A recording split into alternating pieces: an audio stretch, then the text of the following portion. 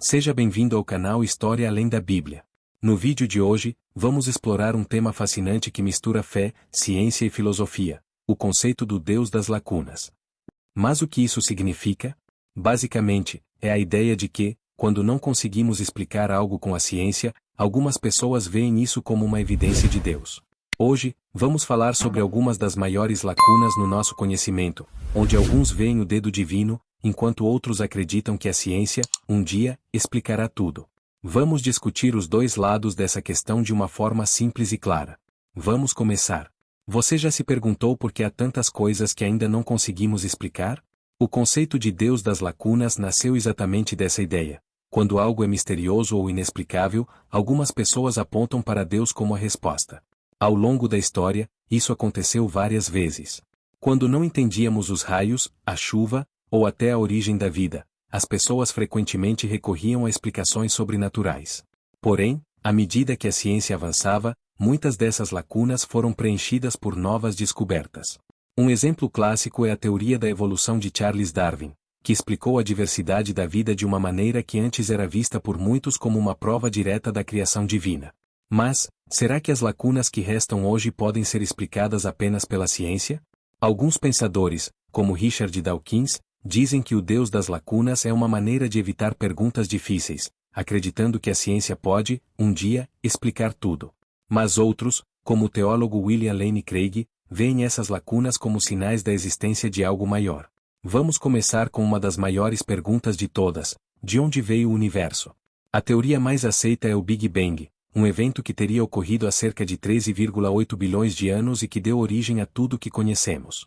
Mas, o que existia antes disso? O que causou o Big Bang? Essas são questões que a ciência ainda não consegue responder completamente.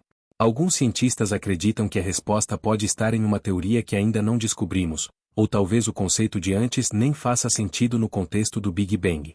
Mas teólogos, como John Polkinghorne, defendem que o próprio fato de haver uma criação sugere um criador, algo ou alguém além do nosso universo que deu início a tudo. Por outro lado, físicos como Stephen Hawking argumentam que o universo pode ter surgido do nada, a partir das leis da física. Ele chegou a dizer que não é necessário invocar Deus para acender a chama e pôr o universo em movimento. Essa é uma das grandes discussões no campo da cosmologia e teologia. Agora, passando para outra grande pergunta: como a vida começou? Sabemos que a evolução explica como as formas de vida se desenvolveram e se diversificaram ao longo do tempo, mas como as primeiras formas de vida surgiram? Isso continua sendo um mistério. Cientistas investigam a chamada abiogênese, a transição de substâncias químicas para organismos vivos, mas ainda não temos uma explicação definitiva. Aqui, entra a ideia de design inteligente. O bioquímico Michael Behe, um defensor dessa teoria, acredita que algumas estruturas biológicas são complexas demais para terem surgido sem uma inteligência por trás. Ele chama isso de complexidade irredutível. Para ele, certos mecanismos, como o flagelo bacteriano, são tão complicados que não poderiam ter evoluído através de pequenos passos, como propõe a evolução. Mas muitos cientistas, como Richard Dawkins, rejeitam essa ideia, argumentando que a ciência ainda está descobrindo os passos que levaram ao surgimento da vida e que, no futuro, teremos uma explicação clara, sem a necessidade de uma intervenção divina. Outro grande mistério que desafia tanto a ciência quanto a filosofia é a consciência. Nós sabemos como o cérebro funciona em termos de química e biologia, mas como essas reações geram a experiência subjetiva, os pensamentos e as emoções que sentimos? O que é a consciência? O filósofo David Chalmers chama isso de o problema difícil da consciência. É fácil entender como o cérebro regula funções corporais, mas é muito mais complicado explicar como ele cria a nossa experiência do eu. Para muitos crentes, a consciência é uma prova da existência da alma, algo que transcende o mundo material.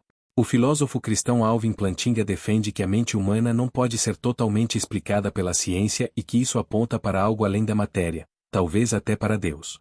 No entanto, muitos cientistas, como o neurocientista Sam Harris, acreditam que a consciência é o produto de processos biológicos e que, eventualmente, compreenderemos como ela funciona através de estudos mais avançados sobre o cérebro. E se o universo segue leis físicas rígidas, onde isso nos deixa em relação ao livre-arbítrio? Será que realmente fazemos escolhas livres, ou todas as nossas decisões são determinadas por fatores biológicos e ambientais? Filósofos e teólogos argumentam que o livre-arbítrio é uma evidência da existência de algo além do físico. C.S. Lewis, por exemplo, acreditava que o livre-arbítrio é um dom divino, algo que nos torna moralmente responsáveis. Mas, cientistas naturalistas, como Daniel Dennett, argumentam que, mesmo que nossas escolhas sejam influenciadas por fatores físicos, isso não significa que não temos controle sobre elas. Para eles, o livre-arbítrio pode ser compatível com a ciência, sem a necessidade de um ser divino. E o que dizer sobre os mistérios do universo, como a matéria escura e a energia escura? Juntas, elas compõem a maior parte do universo, mas não conseguimos vê-las ou medi-las diretamente. Sabemos que estão lá porque afetam o movimento das galáxias, mas sua natureza continua desconhecida. Algumas pessoas veem essa matéria invisível como um sinal de algo espiritual ou divino, sugerindo que Deus pode estar presente nessas partes do universo que não conseguimos entender. No entanto, muitos físicos, como Lawrence Krauss, argumentam que isso é apenas mais uma fronteira para a ciência explorar e que, com o tempo, também desvendaremos esses mistérios. Então, o que podemos concluir? As lacunas no conhecimento científico levantam questões fascinantes e nos convidam a refletir sobre o papel de Deus no universo. Para alguns, essas lacunas são evidências claras de uma intervenção divina. Para outros, elas são apenas mistérios que a ciência, um dia, explicará. E você, o que acha? Deixe seu comentário e compartilhe suas ideias. Não se esqueça de curtir o vídeo e se inscrever no canal para continuar acompanhando esses debates incríveis. As grandes questões da ciência, a origem do universo, da vida, a consciência e até o livre-arbítrio, ainda possuem mistérios que não conseguimos explicar completamente. Para alguns, essas lacunas no conhecimento são prova de uma inteligência maior, de um Criador. Para outros, são apenas questões que a ciência resolverá com o tempo, à medida que novos estudos e descobertas avançarem. No fundo, a questão do Deus das lacunas é um convite para pensarmos mais profundamente. Será que as respostas finais estão no campo da ciência ou será que existe algo além daquilo que nossos instrumentos e fórmulas conseguem medir? Isso vai depender de como você enxerga o mundo, com os olhos da fé, da ciência, ou talvez de uma mistura dos dois. E aí, o que você acha? Essas lacunas são evidências da presença de Deus ou apenas desafios temporários para a ciência?